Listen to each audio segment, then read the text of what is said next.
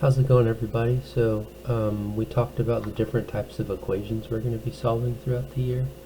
I just have some practice here on linear equations, and then the next two videos will cover the quadratics and the linear systems. So just to remember, your linear equations, these are ones that you should be able to solve with your four basic operations: add, subtract, multiply, divide. If you have to do anything else, more than likely it's not linear. It's a more technical definition, but that's kind of the gist of it. So as you're looking at these, a lot of them should be pretty simple. These are equations that you should all be really familiar with and real comfortable solving. Looking at this first one here, we should see, well, to isolate x should be a two-step problem here. Add a 9, divide by 5. So in terms of showing work, just do each of those. You don't have to actually do plus 9 plus 9. If you really want to, you can. There's nothing wrong with that. But in our class, totally okay to say 5x equals, 30. And I know my pen isn't all that dark. I'll try to get a darker one for the next video. And then when you divide both sides by 5, you should get x equals 6. And not a bad idea just to double check. 5 times 6 is 30. Take away 9, you get a 21. So question 2 here, kind of a similar two-step problem. The only difference is the steps that we do. Here we're going to subtract 2 on both sides. Notice also, your variable doesn't have to be x. It could really just be any letter. So here we had x, now we have t. Nothing wrong with t. I'm more of a coffee person myself, but anyways, take away 2 on both sides. And now instead of dividing by a coefficient, we're going to multiply by a denominator. So multiply both sides by 3.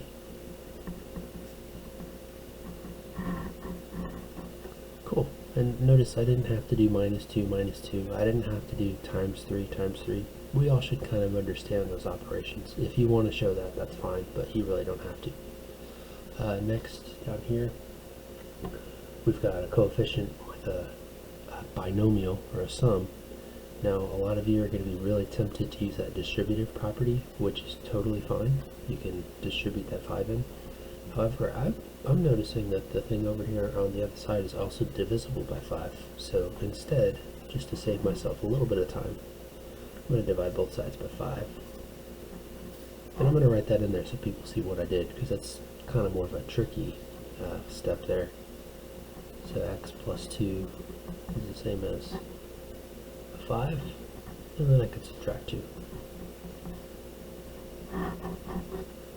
And as I mentioned, not a bad idea to double check our solutions. Back up here, minus 18 divided by 3, that's a negative 6, and when I add a 2, I do get a minus 4. And down here, when I plug in a 3, 5 times 5 is definitely 25. Almost done with this page here, so let's take away 1 on both sides. So this one is going to be more than 2 steps. Each of these was a two-step equation. You can think of this one will actually take 3. So if we take away 1, okay. So now when we try to get rid of this denominator, which some people want to split this into 2 fractions, you're welcome to do that. I just try to avoid working with fractions if I can. So if I multiply both sides by 4, then I'm going to get x minus 3 equals 4. Some people might be going, wait a second, you multiplied that left side by a 4, wouldn't it be x minus 12? Well, we got to be really careful, because when you multiply both by 4, this 4 is multiplying the entire thing, and so that's why we're able to just cancel that denominator. Okay, so I subtracted 1, multiplied by 4, now I'm going to add 3. And there we go. So again, not a bad idea, double check. 7 minus 3 is 4, divide by 4 is 1, 1 plus 1 is 2. Good. So again, these are pretty simple equations, ones that you're all pretty comfortable with. The next set of linear equations are going to be a little bit more annoying, because they'll have a bunch of fractions. And as I said, fractions are fine, but I avoid them if I can. I try to kill them off by multiplying by the lowest common denominator. Here I can add these, or actually subtract these if I wanted to, but I do notice that 12, 3, and 8 those all go into 24. And so what I'm going to do, this is kind of more of a trick than anything else, I'm going to multiply every term by 24.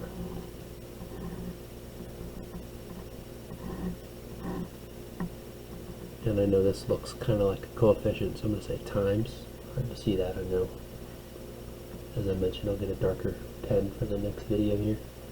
So what's going to happen is I'm going to be able to divide out by my denominator. 24 divided by 8, let's see, that's going to be 3. And I have this 3 already, so 3 times 3 is 9. Minus x plus 2. 24 divided by 3 is 8. 24 divided by 12 is 2. Okay, so let's recap, because I know that that confuses a lot of students. So, as I mentioned, more of a trick than anything else. I did a 24 and I divided it by 8.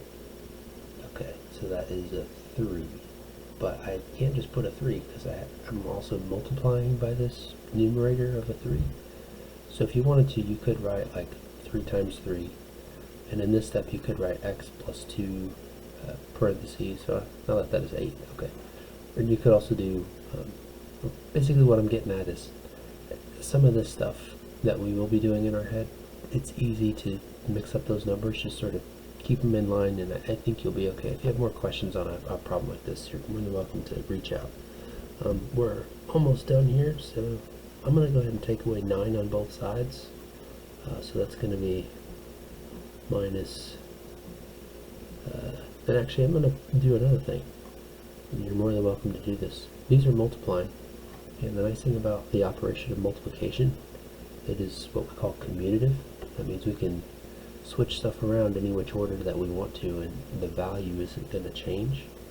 So I'm going to move this 8 over to this side, because I can flip that order and it doesn't really matter. It's not going to change the value. So I'm going to have minus 8 parentheses x plus 2. And I took away 9, so I have a minus 7. Okay, if you're not comfortable doing that, that's totally fine. You could leave the 8 on the right side and distribute that in. Just be really careful that you make that minus 1 distribute to both terms whenever you're done there. I'm kind of accomplishing both of those by moving that 8 there. So now I'm going to distribute in.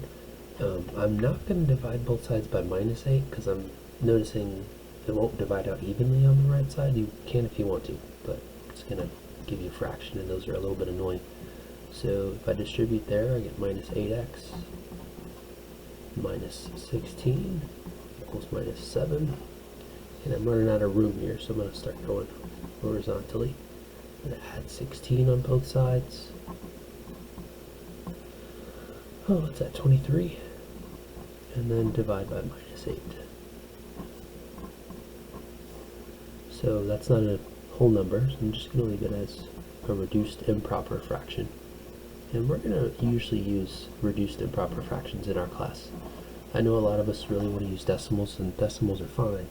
However, we're going to see that using reduced improper fractions is going to help us in the long run, because a lot of times we're going to plug this into some formula for an area or a volume or a length. Down here it's going to be a little bit easier to find my least common denominator. You can also, a lot of people are comfortable when this is something called a proportion, when you have a fraction or a ratio equal to another one. You could do what's cross multiply. Some people call it butterfly. In fact, I'm going to go ahead and do that. I'm going to put some parentheses around there, so 3 times this quantity is the same as 4 times that quantity.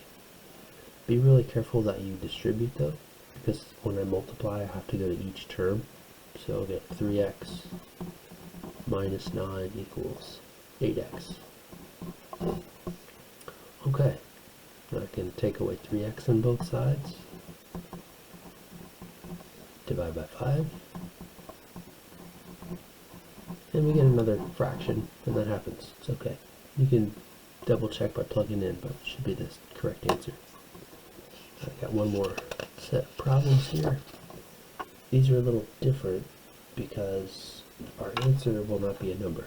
Our answer is going to have variables in it. whenever you have one equation and you've got more than one variable, what that means is you're not going to be able to get a number as just your answer, because we don't know any value of any of the variables. Here they want us to solve for y. Okay, so what that means is I'm going to treat any other variable like it was a constant. Like this t here, I'm going to pretend it was like a 4 or 10 or whatever. I don't know its value, so I can't really compute it, but I can treat it like if it was just any old constant. So since this is just a number, and I want to get this y alone, what I'm going to do is subtract it on both sides. So I have y over 4 equals 3/2 minus t. And then the last thing I need to do is multiply everything by a 4. So I get y equal to, when you multiply fractions, just a quick refresher, 4 times 3 over 2. I get a lot of students confusing their fraction operations. Multiplication and division, you do not need a lowest common denominator. Just remember, you do top times top, bottom times bottom. Another thing we can notice here is you can also reduce with numerators and denominators whenever you're doing multiplication or division of fractions. So in fact, I'm just going to go ahead and say 4 divided by 2 is a 2. So 3/2 times 4 is actually going to be the same as a 6. And although it looks kind of annoying, that is my answer. It's some expression that depends on whatever t is. If t was a 0, well, I'd get a certain value for y. If t was a 7, I'd get a different value. Okay, here's the last one for this video. This one's a little tricky. They want us to solve for L.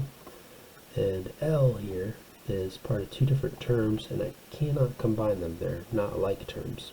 But L is a factor of each of those terms. It's a common factor.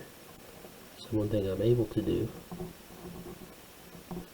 is pull it out. So I'm going to factor it out on the right hand side. And I know this seems really tricky, but just remember this is called GCF, or greatest common factor, or just common factor. Now I got L alone as a factor. Now I need to get it all alone as a term. To do that, I just divide by anything that's multiplying L, just as long as I do the exact same division on this side. So that's going to tell me that L would be 10 over 4 cubed plus 5. Alright, kind of a weird answer, but it's correct. We don't know what Q is. That's it for linear equations. The next video will be on systems of linear equations.